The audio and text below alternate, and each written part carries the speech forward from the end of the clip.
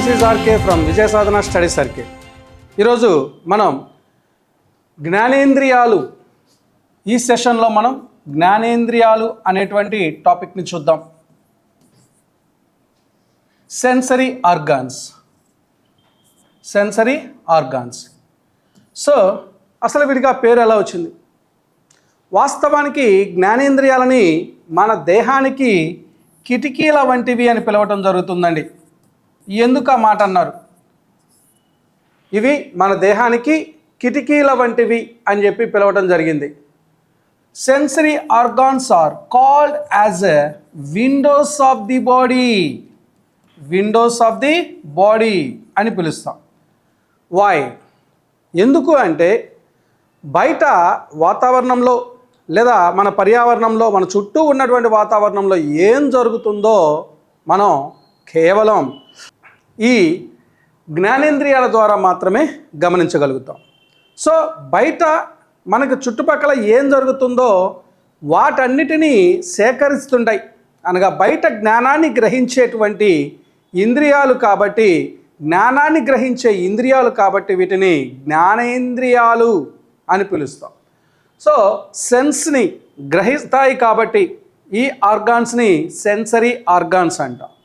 So ఈ జ్ఞానేంద్రియాలు వచ్చేసరికి మనకి 5 టైప్స్ కనిపిస్తూ ఉంటాయి, మీ అందరికీ తెలుసు. ఫస్ట్ వన్ కన్ను, ఐ. 2 చెవి, ఇయర్. 3 ముక్కు, నోస్. 4 నాలుక, టంగ్. 5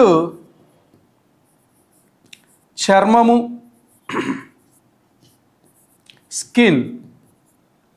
సో ఈ 5 జ్ఞానేంద్రియాల ద్వారానే మనం పూర్తిగా బయట జరుగుతున్నటువంటి ప్రపంచంలో ఏం జరుగుతుందో, మన బాహ్య వాతావరణంలో ఏం జరుగుతుందో గ్రహించగలుగుతున్నాం.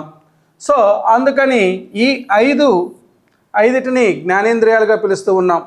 వీటన్నిటిలో కల్లా కూడా సర్వేంద్రియానం నయనం ప్రధానం. నయనతార ప్రధానం కాదు బాబు, నయనం ప్రధానం. సో సర్వేంద్రియానం నయనం ప్రధానం. కన్ను ఏం చేస్తుందండి? కన్ను మనకు హాఫ్ బేస్లీ తెలుసు, చూడటానికి సహాయపడుతుంది. చెవి వినటానికి. అంతేకాదండోయ్, చెవి చాలామంది ఏమనుకుంటారంటే వినటానికి మాత్రమే సహాయపడుతుంది అనుకుంటారు, కానీ శరీర సమతాస్థితిని కూడా బాడీ బ్యాలెన్సింగ్, శరీర సమతాస్థితి, ఈక్విలిబ్రియం ఆఫ్ ది బాడీ అంటాం. Equilibrium of the body. So equilibrium of the బాడీని మెయింటైన్ చేస్తుంది. ఇది వినటానికే కాదు, శరీర సమతాస్థితిని కాపాడటానికి కూడా సహాయపడుతుంది. అలానే నోస్ ఏం చేస్తుంది?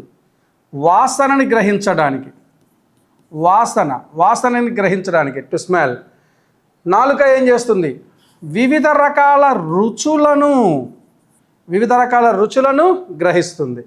చర్మం ఏం చేస్తుంది? ఎస్, స్పర్శ, ది టచ్. అంతే కదండోయ్, స్పర్శతో పాటు ఏం చేస్తుంది?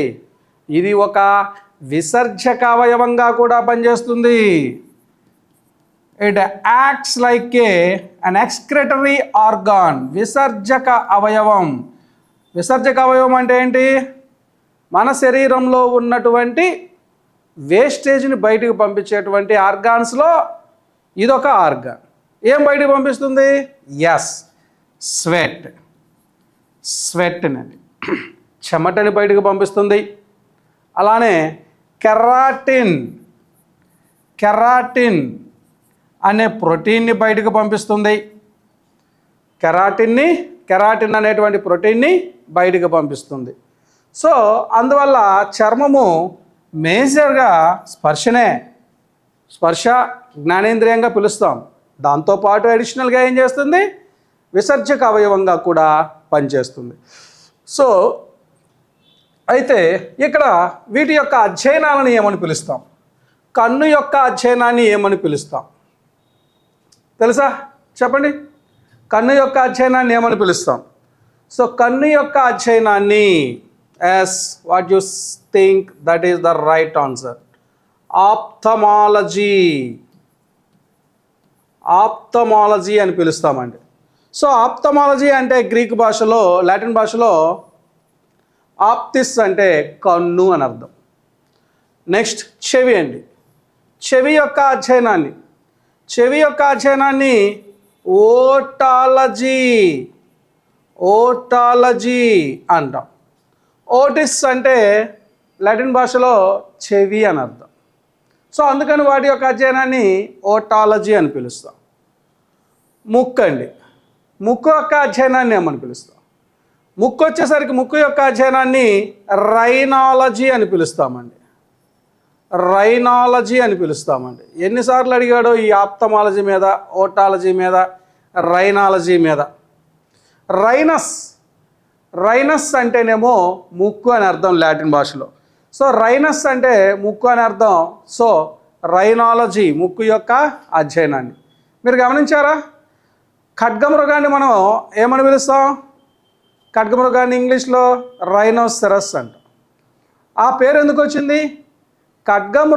ఖడ్గమృగం యొక్క ముక్కు మీద మీరు కనుక చూసున్నట్లయితే ఆ ముక్కు మీద ఉండేటువంటి వెంట్రుకలండి, ఆ ముక్కు మీద ఉండేటువంటి వెంట్రుకలు గట్టిపడి కొమ్ములాగా మారతాయి. సో ఖడ్గమృగానికి మీరు గమనిస్తే పైన ముట్ట పైన ఇక్కడ ఒక కొమ్ములాగా కనిపిస్తూ ఉంటుంది. ఆ కొమ్ము ఏంటిది అనుకున్నారు? దేని యొక్క ట్రాన్స్ఫర్మేషన్ అనుకున్నారు? ముక్కు మీద ఉండేటువంటి వెంట్రుకలు దాంట్లో గట్టిపడి కొమ్ములాగా మారినాయి. సో ప్లస్ దాని సహాయంతో అదేం చేస్తుంది? రక్షణకు ఉపయోగించుకుంటుంది.